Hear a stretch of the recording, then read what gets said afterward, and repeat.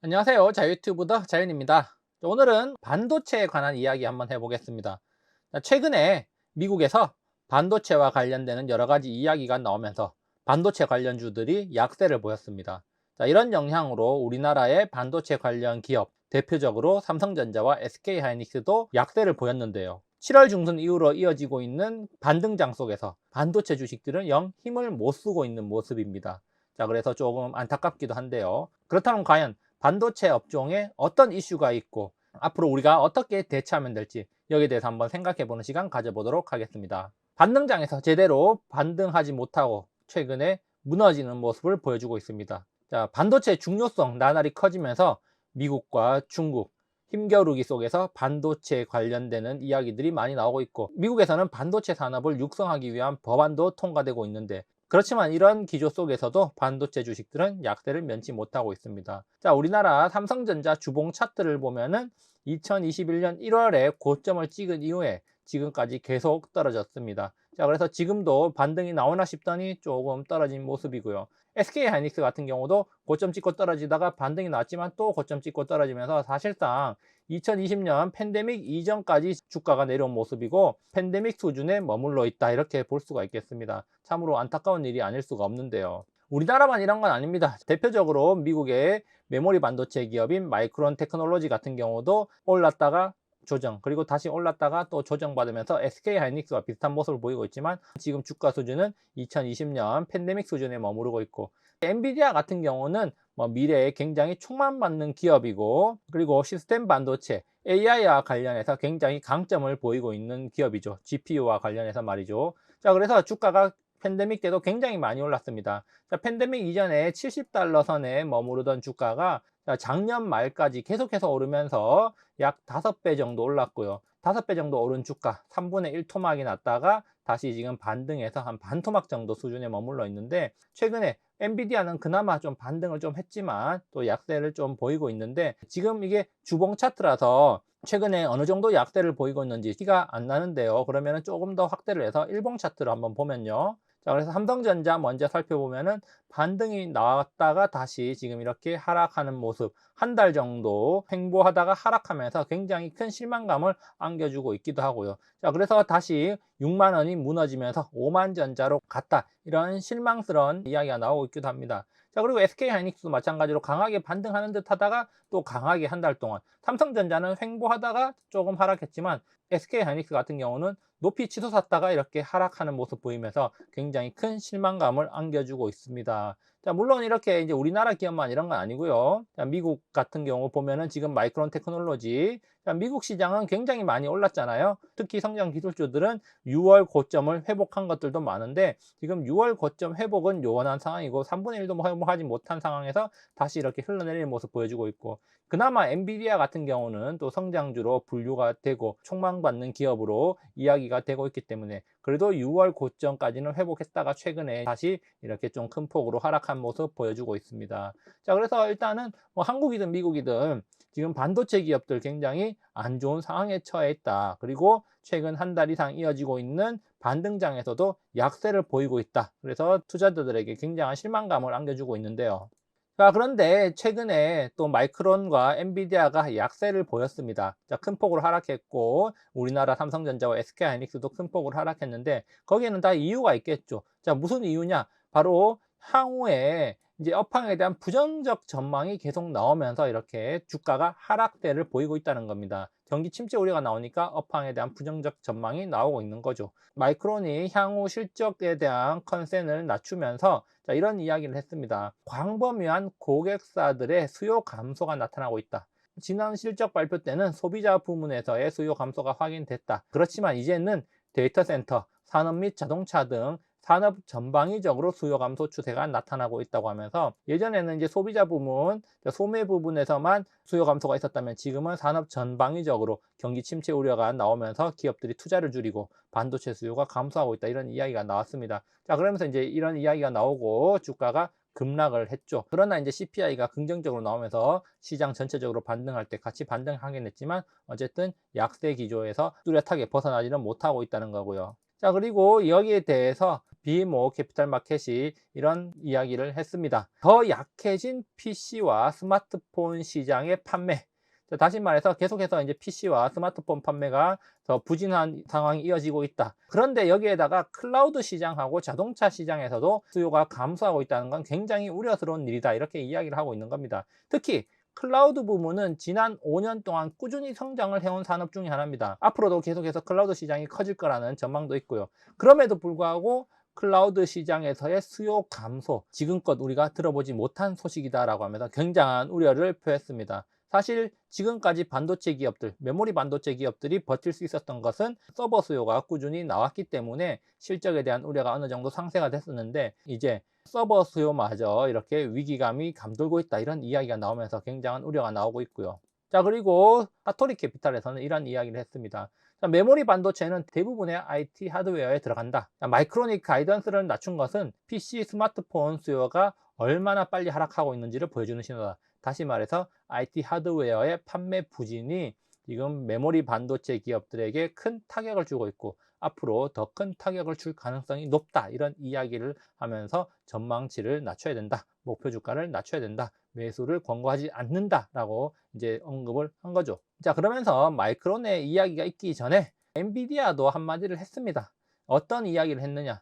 실적 발표 전 엔비디아 실적이 나쁠 거라고 선빵을 날린 건데요. 자, 실적 가이던스를 17% 낮췄다. 자, 그러면서 이제 낮춘 이유를 말하겠죠. 게임 수요가 줄어들고 있고 데이터 센터 매출도 우리의 기대에 못 미치기 때문이다라고 하고 있는데, 여기서 중요한 것은 또 데이터 센터 매출이죠. 자, 그동안 반도체 업황을 떠받쳐 오던 게 바로 데이터 센터라고 앞서 이야기를 했습니다. 자, 그런데 이런 데이터 센터 매출이 지금 예상치를 밑돌고 있다. 자, 그래서 주요 빅테크들, 아마존, 페이스북, MS와 같은 곳에서 데이터 센터를 구축하는 것을 딜레이 시키거나 사업을 축소하고 있다, 이런 이야기가 들리면서 데이터 센터 매출이 줄어들고 있고, 이것이 반도체 기업에게 타격을 주고 있다는 거죠. 자, 그래서 반도체 업황 이런 이야기뿐만이 아니라 우리가 뉴스 기사를 보면은 충분히 또 이해를 할 수가 있습니다. 전자업계의 빙하기다. 그래서 스마트폰 교체 수요가 줄어들면서 출하량 감소 또는 주문 감소 등으로 이어지고 있다. 스마트폰 출하량이 줄어든다는 것은 메모리 반도체 수요가 줄어든다는 거고요. 가전 교체 수요 끝났다. 냉장고 아무도 안 산다. 인플레이션까지 겹쳐가지고 소비 여력이 줄어들어서 가전제품 교체가 급격히 줄어들었다, 이런 이야기가 나오고 있습니다. 자, 가전제품에 뭐가 들어갑니까? 반도체가 또 들어가죠. 자, 그렇기 때문에 결국은 반도체 수요가 줄어든다는 거고요. 그리고 또 이것도 저도 좀 충격적으로 받아들였는데, 6월 전 세계 반도체 판매가 사상 첫 감소다. 자, 그래도 그동안 꾸준히 반도체 수요는 늘어났습니다. 왜냐하면은 반도체는 지금 우리 주변에 안 쓰이는 곳이 사실상 없어요. 그렇죠? 꾸준히 수요는 늘어났고, 우리 삶이 전산화, IT화, 스마트화 되면서 반도체 수요가 계속 늘어났습니다. 그런데 그런 반도체 수요가 사상 첫 감소를 보였다는 것은 그만큼 수요가 많이 줄어들었다, 이렇게 해석을 할 수가 있겠습니다. 특히 이제 IT 가전제품 수요 감소로 메모리 가격까지 또 급락하고 있다, 이런 이야기까지 들리는데 굉장히 암울한 상황이다, 이렇게 볼 수가 있겠죠. 그렇지만 희망의 끈을 놓을 수는 없습니다. 그래서 희망적인 메시지 한번 찾아본다면요, 밸류에이션 측면이나 기술적 측면에서 바닥권이다, 이렇게 볼 수가 있는데, 자, 대표적으로 우리나라 이제 삼성전자 주가 차트 한번 가져와 봤습니다. 일단 삼전이 움직여야지 다른 기업들도 같이 움직일 수 있다, 이런 전제를 깔고 대장이 움직여 줘야겠죠. 이렇게 시가총액 큰 애가. 자, 그래서 보면은 퍼 밸류에이션 같은 경우는 9.4배, 그리고 PBR 같은 경우는 1.33배로 낮은 편에 속한다. 지금 이익이 나는 거에 비해서 주가는 낮은 편이다, 이렇게 볼 수가 있겠고, 자, 그리고 여기 보면은 파란색 잘 보일지는 모르겠는데 화면상으로 좀 두꺼운 선, 위에 있는 두꺼운 선입니다. 이제 이게 월봉 80선 이동평균선인데, 보면은 과거에도 큰 위기, 금융위기와 같은 큰 위기가 아니고서는 자, 이렇게 80선을 지지를 받으면서 올라갔습니다.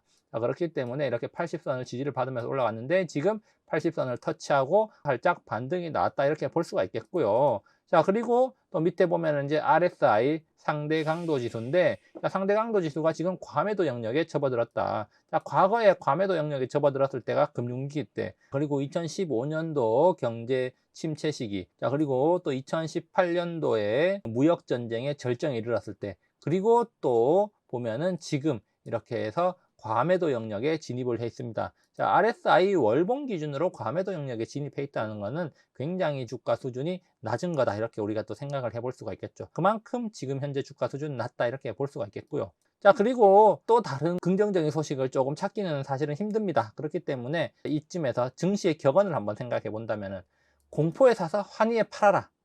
주식은 불안의 벽을 타고 오른다.